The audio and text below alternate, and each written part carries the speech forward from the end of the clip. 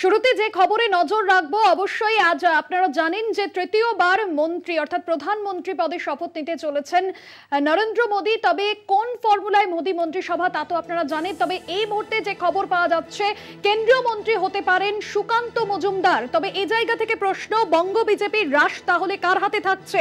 বাংলা থেকে দুজন কেন্দ্রের মন্ত্রীর দায়িত্ব পেতে পারেন। পূর্ণমন্ত্রী হতে পারেন শান্তনু ঠাকুর। তাহলে কি দিলীপ ঘোষের প্রত্যাবর্তন? কি ভূমিকা হবে শুভেন্দু অধিকারীর? পূর্ণমন্ত্রী হতে পারেন শান্তনু ঠাকুর, কেন্দ্রীয় মন্ত্রী হতে পারেন সুকান্ত মজুমদার। বাংলা থেকে দুজন কেন্দ্রের মন্ত্রী হতে পারেন, এমনটাই কিন্তু সূত্র মারফত জানা যাচ্ছে। আমাদের পলিটিক্যাল এডিটর আশিস চট্টোপাধ্যায় মুহূর্তে রয়েছেন ফোন লাইনে। আশিস দা, তাহলে কি দিলীপ ঘোষের প্রত্যাবর্তন, শুভেন্দু অধিকারীর ভূমিকায় বা এ বিষয় কি হবে, কি জানা যাচ্ছে সব মিলিয়ে? বাংলা থেকে দুজন কেন্দ্রের মন্ত্রিসভায় যাচ্ছেন।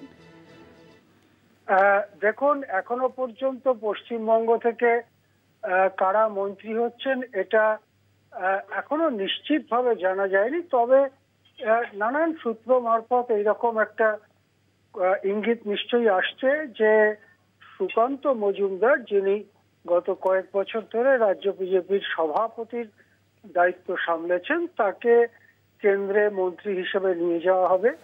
আমাদের সকলেরই মনে থাকবে যে এ রাজ্য থেকে বেশ কয়েকজন কেন্দ্রীয় মন্ত্রী আগেও ছিলেন। 2014-তে যে 5 বছর গেছে সেখানেও ছিলেন, 2019 থেকে তারপরে যে 5 বছর গেছে সেখানেও ছিলেন, কিন্তু তারা সবাই প্রতিমন্ত্রী ছিলেন, পূর্ণমন্ত্রী ছিলেন না।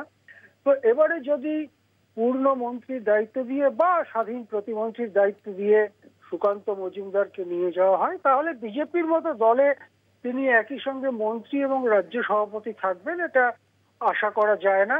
সেক্ষেত্রে নিশ্চয়ই নতুন কাউকে এই পদে আনতে হবে। এবং ইতিমধ্যেই সেই ব্যাপারে দিলীপ ঘোষ নানা মন্তব্য করেছেন।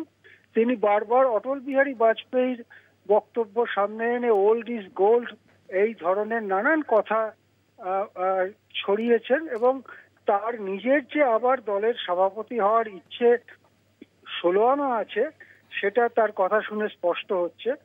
কিন্তু প্রশ্ন হচ্ছে যে দিল্লি কি শেষ পর্যন্ত দিলীপ ঘোষকেই ফিরিয়ে আনবে? কেননা দিলীপ ঘোষের কথাবার্তা, দিলীপ ঘোষের দলীয় শৃঙ্খলা বোধ ইত্যাদি ব্যাপারে দিল্লির নেতাদের কিন্তু গোঁসা আছে অনেকদিন ধরেই। সুতরাং দিলীপ ঘোষের আবার খোকাবাবুর প্রত্যাবর্তনের মতো বিজেপি রাজ্য সভাপতির চেয়ারে গিয়ে বসার সম্ভাবনা খুব একটা নেই বলে মনে হচ্ছে। এবার দ্বিতীয় যেটা প্রশ্ন আপনি করেছিলেন সেটা হচ্ছে শুভেন্দু অধিকারীর ব্যাপারে। এটা আমরা সকলেই জানি যে শুভেন্দু অধিকারী কিন্তু অমিত শাহ, নরেন্দ্র মোদীর খুব ভালোবাসার লোক হয়ে উঠেছেন আর কি, যে কোনো কারণেই হোক গত 2-3 বছরে। সুতরাং শুভেন্দু অধিকারীর গুরুত্ব তারা ইচ্ছে করে কমিয়ে দেবেন এইরকমটা ভাবার থেকে এটা ভাবা ভালো। নতুন সভাপতি শুভেন্দুকে কতটা জায়গা দেবেন, এখন কে নতুন সভাপতি হবেন, তার সাথে শুভেন্দুর ইকুয়েশন কি থাকবে, সেগুলোর উপরে অনেক কিছু নির্ভর করবে বলে মনে হয়। হ্যাঁ, ধন্যবাদ জানাবো আপনাকে।